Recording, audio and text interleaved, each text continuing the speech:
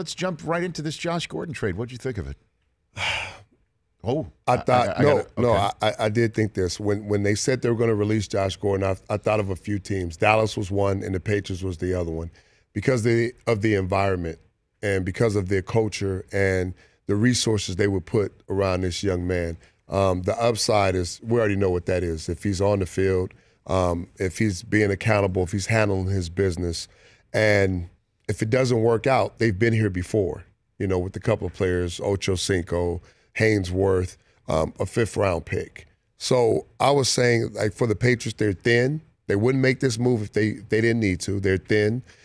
This is not something short-term. This is something I think is going to help them long-term. I don't think they need to rush him in. They'll get Edelman back soon. But after playing against the Jaguars, they noticed, hey, we do need a little more firepower.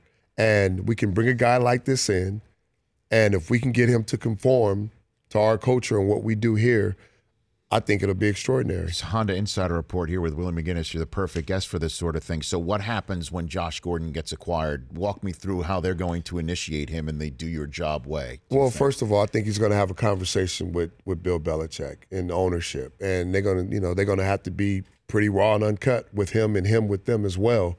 And I think with Kraft and the Kraft family, they have resources outside of the uniforms for him.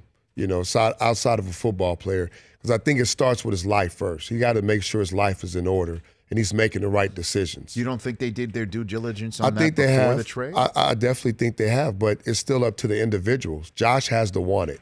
They could do everything possible and put everything around him, all the resources and everything around this young man, but I think at the end of the day, he has to make the right decisions and buy in 100% as well. Well, I mean, if he does believe in a higher power, Josh Gordon, right, then he's got to realize that higher power has placed an incredible change of opportunity and potentially fortune for him, because this is it, right? I mean, if he goes to New England, he has an opportunity to win championships and gain whatever he might have lost financially, reputationally, back instantly. No question. And if he doesn't succeed here, then what is he giving as a message to the rest of the National Football League? Right. And I think the message here is, if you can't get it right there, where else are you going to get it right? And I think this is a great opportunity, like you mentioned, Rich. And, it's going to take some work. And I think he can help a lot of football teams across the league. But it has to be the right environment. It has to be the right locker room.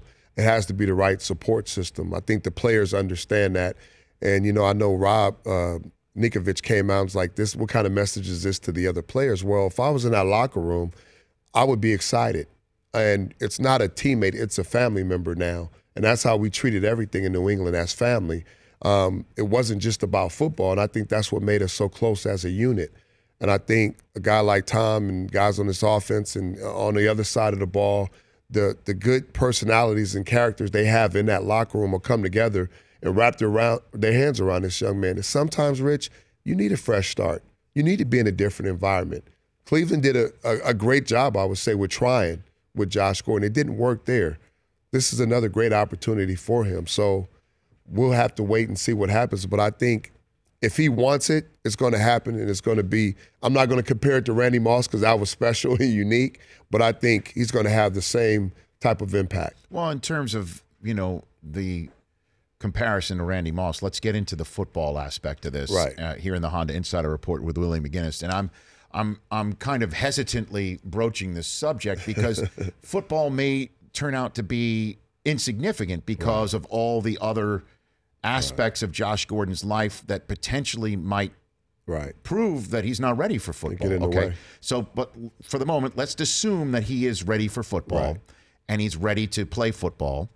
And the question is how does it work? How does he function in a Patriots offense, knowing his game? Does it work? I think it works absolutely. How so? I think Josh McDaniels will give him a game plan. They will create a game plan for him for the time being. He will learn certain plays and get him familiar with the playbook, and he has to learn Brady. They got to be on the same page. He has to learn how the adjustments work and all those different nuances with the playbook. It changes from week to week there. That's the tough part. They don't have just one system that they throw out there every single week. So first of all, he has to learn the foundation of the offense, and they'll feed it to him slow. Like I said, they're not going to rush this. This is long term. This is playoffs. This is midseason. You know, this is us competing for an AFC championship, possibly on the road. You need that firepower. So I would say once he learns the system and they get him going, they'll feed him slowly and they'll just build up. If I'm thinking about this the right way, they'll build him up till he becomes comfortable in the system. And once he gets going, I think that offense would be unstoppable. Just think, you know, you got Edelman, you got Hogan, you got the running backs, you got Gronk, you got Josh Gordon. If everybody's on the same page, that's tough. That's tough to reckon with. And we all know schematically they know how to create a matchup problem for you. No problem. And if somehow schematically that matchup problem doesn't exist pre-snap, the GOAT will make sure it does once the ball is snapped. Right. I mean, it really is a frightening concept when you think about it football-wise. What about the idea you're seeing out there that he's not a precise enough route runner for Brady? I don't believe that. I've seen him take over games. I've seen him come back in 6 to 8 weeks in 1,400 yards and play at a certain level. I think within this system, you do have to be disciplined, and you do have to be disciplined in your route running and everything else. I think he'll be that, and they'll put the pressure on him for that. And I think he wants that. You know, I think he has a quarterback that he'll come in and respect right away.